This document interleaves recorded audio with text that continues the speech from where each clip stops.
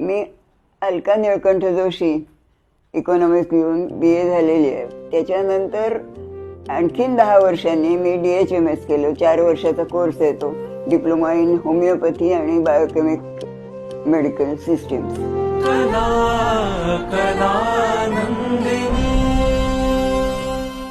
रात्री 9 वाजेपर्यंत मालिका असतात माझ्या बघायच्या. मग त्याच्यानंतर आवर मग झोपते. साधारण 11, सव्वा 11ला उठते.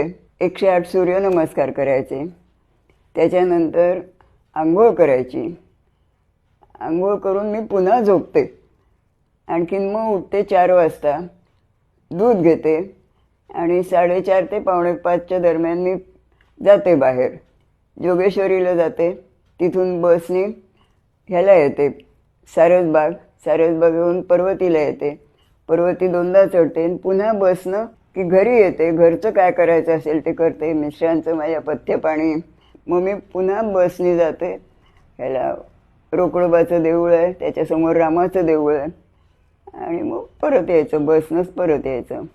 आणि मग जेवण खाण, स्वयंपाकाला बाई आहे, जेवण करते.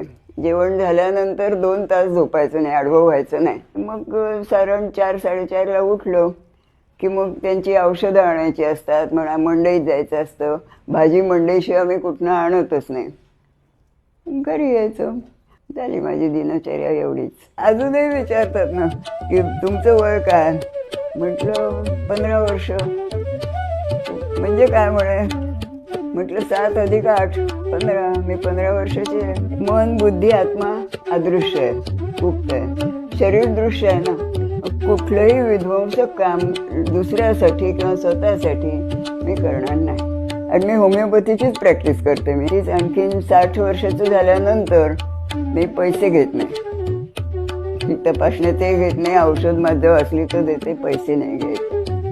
कारण आपण देणं लागतो ना, समाजाचं आपल्या देणं लागतो. आपण पूर्ण आपल्या जन्मापासून आत्तापर्यंत वय जेवढं आलं असेल, कुणी कुणाला काय दिलं, काय खायला घातलं, याच्यापेक्षा सुद्धा कोण कोणाशी प्रेमानं वागतं.